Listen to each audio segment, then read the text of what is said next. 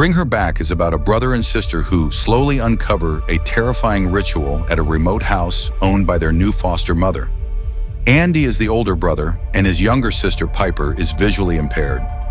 One day, Andy finds their father dead in the bathroom after slipping in the shower.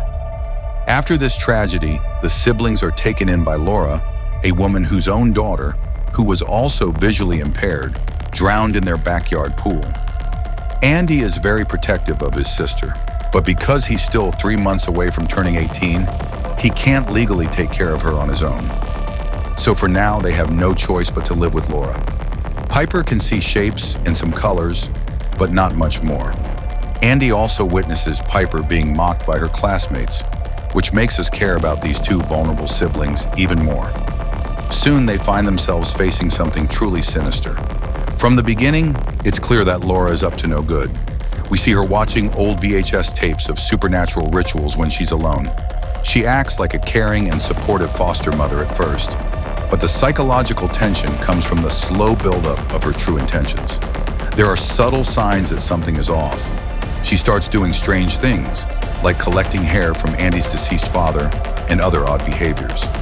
The lengths she's willing to go to achieve her goal are terrifying. Laura is played brilliantly by Sally Hawkins.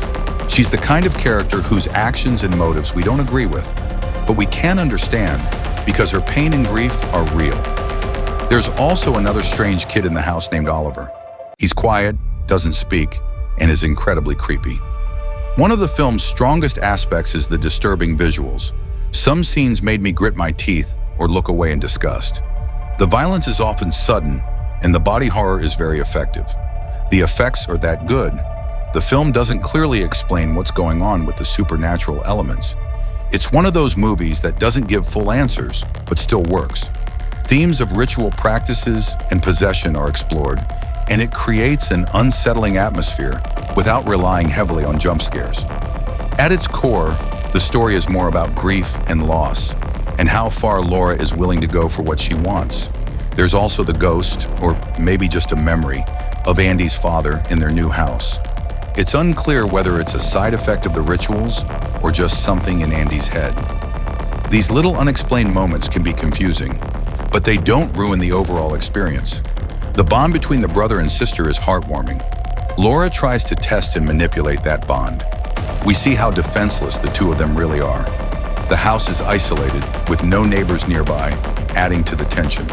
The horror elements are strong, but what makes the film truly stand out is how all 4 main characters are well developed and engaging. The sibling dynamic is charming, Laura's journey through grief is tragic, and Oliver remains a disturbing mystery. The psychological tension made me feel uneasy, the visuals disturbed me, and the ending left me with a deep sadness. Bring Her Back is easily one of the best horror films to watch in 2025.